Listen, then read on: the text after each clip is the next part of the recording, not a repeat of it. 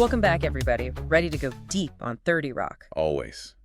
I have my cheese cubes and night cheese trap. Let's do it. Haha, nice. So today we're taking a look at the surprisingly deep philosophical side of 30 Rock. With a little help from the book 30 Rock and Philosophy, we want to go to there. It's really amazing how much this wacky show about a sketch comedy show has to say about life, friendship, work, you name it. Right. And today we're focusing on friendship. Makes sense, right? Yeah. The relationships on this show are pure comedy gold. Totally. From the Liz and Jenna dynamic to her whole thing with Jack, 30 Rock has some of the most unique and often hilarious friendships on TV. And the book takes a really interesting approach by looking at these relationships through the lens of Aristotle's classic framework of friendships.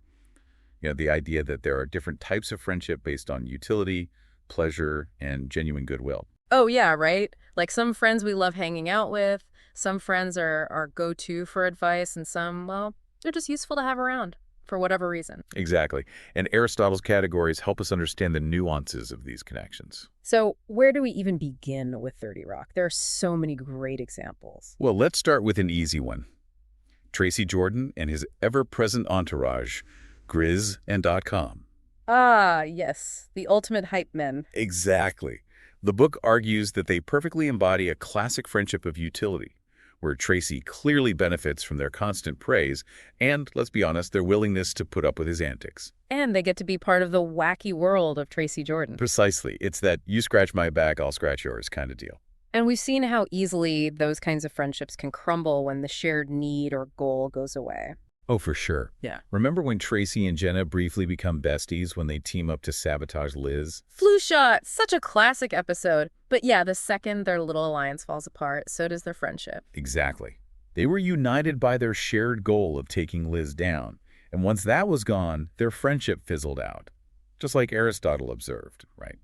Friendships based solely on utility tend to be fleeting, because what we find useful changes over time. It's true. It makes you think about those friends we've all had where once the class was over or the job ended, the friendship just sort of faded. It's inevitable in a way, right? Our lives change, our needs change, and those friendships that were purely transactional often don't make the cut. So then, what about Liz and Jenna? I mean, they seem to genuinely like each other, even if they drive each other crazy sometimes. Right. And that's where it gets really interesting. The book challenges the common perception of their relationship as this purely supportive female friendship and suggests that, surprise, surprise, it might also have a layer of utility to it. Really? I hadn't thought about it like that. It's interesting, right? The book argues that they both benefit professionally from each other's very different skill sets. That's true. I mean, Jenna needs Liz to rein in her more outlandish ideas, and Liz needs Jenna's, well, Jenna-ness to keep things interesting. Exactly. Jenna even says it herself at one point, something like, I need Liz, she's like my glasses, not to see but to look at. Classic Jenna. So does that mean their friendship isn't real? It's not about real versus fake. It's more complex than that. It just adds another layer to their dynamic, suggesting that even the strongest bonds can be rooted in some element of mutual benefit. It's 30 Rock keeping it real. Oh, okay, that makes sense. But then there's Liz and Jack. Now that's a whole other level of complicated. Oh, absolutely. They are the ultimate example of an unlikely, yet strangely compelling friendship. From their first encounter, it's clear they come from completely different worlds. It's like that scene in the pilot episode where Jack breaks down Liz's personality after just meeting her. He's like, you have the boldness of a much younger woman. And then he goes on to compare her to a street tough and a young Eleanor Roosevelt. So Jack. But it's true. He sees something in Liz, something that both amuses and intrigues him. And that's the beauty of their dynamic. They challenge each other, they push each other's buttons, and yet somewhere along the line, they develop this undeniable bond. Yeah, even if they'd never admit it out loud. Exactly. It's like their friendship exists in this unspoken space between witty banter and genuine acts of kindness. It's true. Like how Jack secretly fixes that whole PR mess with Tracy and Jenna, but lets Liz think he made it worse just to teach her a lesson. Oh, totally. Classic Jack Donaghy move. But it shows that he cares, even if he expresses it in the most roundabout and often infuriating ways. And then remember that episode where Liz totally loses it at the corporate retreat and yells, "Friendship over," at Jack? Oof, yeah. That was intense. The rawness of her emotions in that scene was so un-Liz Lemon, but then again, so relatable. Totally.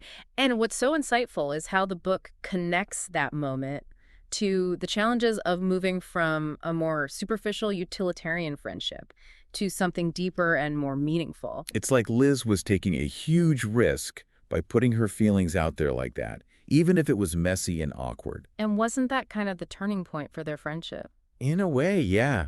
It's like they both realize there's something more between them, even if they don't quite know what to do with it. It makes you wonder if all those shared experiences, all the ups and downs, they created a foundation for a deeper connection, even if neither of them wanted to admit it at first. Right, like maybe sometimes the messiest and most unexpected friendships are the ones that end up mattering the most. It's like that saying, you can't spell friendship without shipwreck. Okay, that's not how the saying goes, but I get your point. Yeah. Sometimes the most unlikely friendships are the ones that weather the biggest storms. Right, exactly. But okay, moving on from shipwrecked friendships, I want to talk about another aspect of 30 Rock that's both hilarious and thought-provoking. How it tackles race and identity. Yeah, it's pretty impressive how a show set in the world of late-night comedy manages to address such complex and often sensitive topics. And they do it with a blend of satire, wit, and surprisingly sharp social commentary. Totally.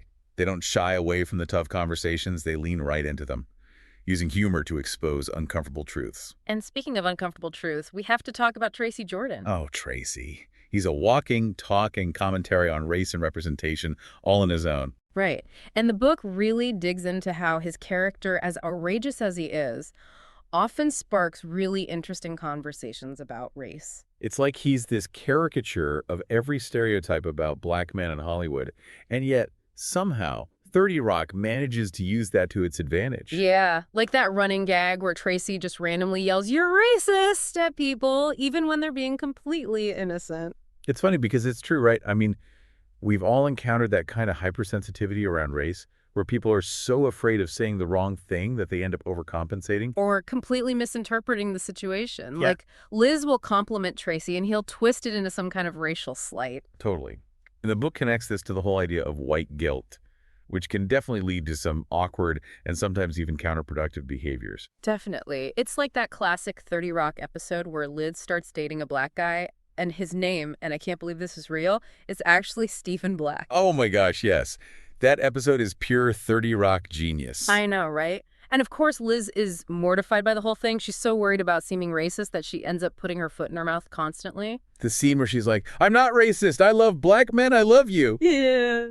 is so cringeworthy, but also like, we've all been there. Seriously. We've all overthought something, trying so hard to be politically correct that we end up making it weird. And 30 Rock nails that awkwardness perfectly. It's a great example of how the show uses humor to address those unspoken anxieties we have about race and identity, Yeah. but it doesn't shy away from the more serious stuff either. Right, like that whole discussion about the subtle racism of lowered expectations. Which is such an important concept and one that often gets overlooked. It's not always about overt prejudice.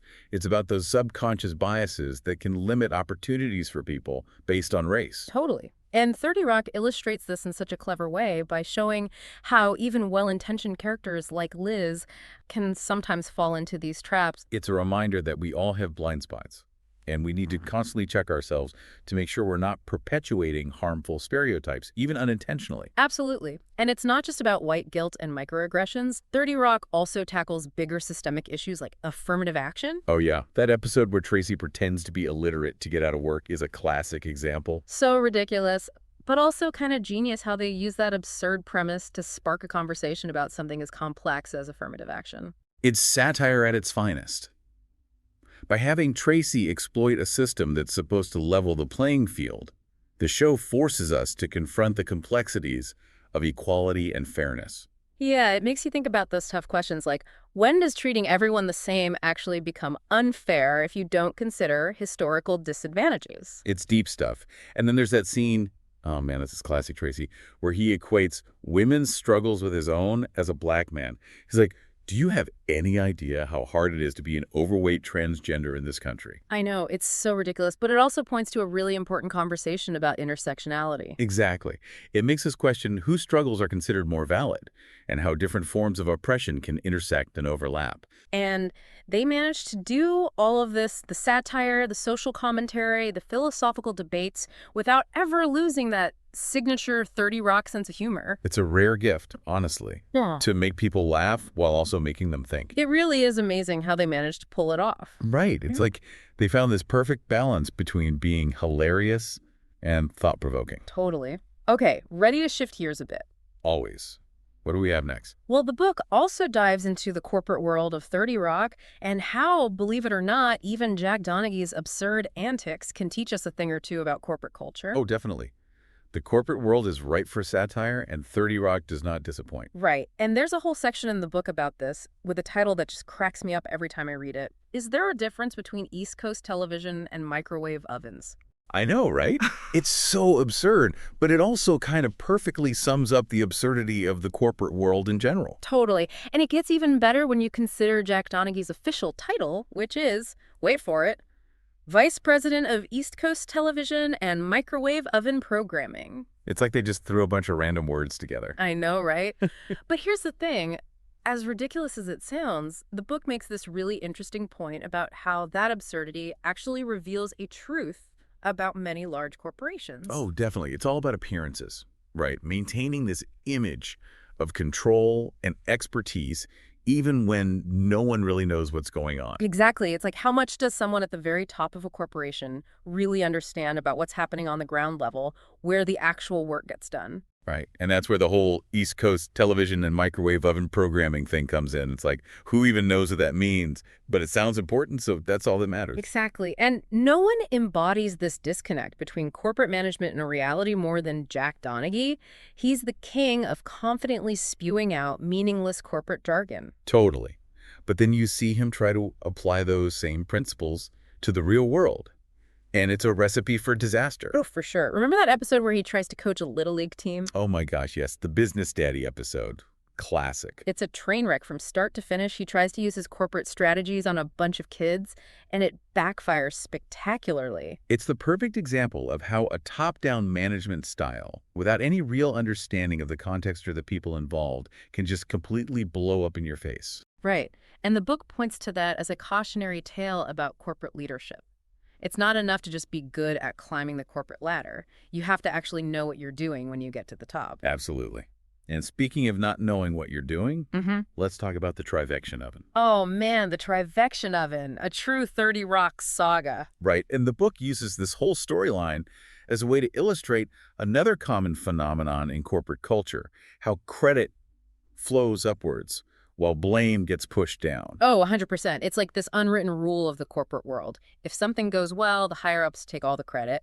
But if something goes wrong, it's always the little guy who gets thrown under the bus. Totally. It creates this culture of fear and self-preservation, where everyone's just looking out for themselves. And that's when you get those situations where people are more worried about keeping their jobs than they are about actually doing good work. Exactly. And it stifles creativity and innovation. Right. And no one understands the art of corporate manipulation better than Jack Donaghy.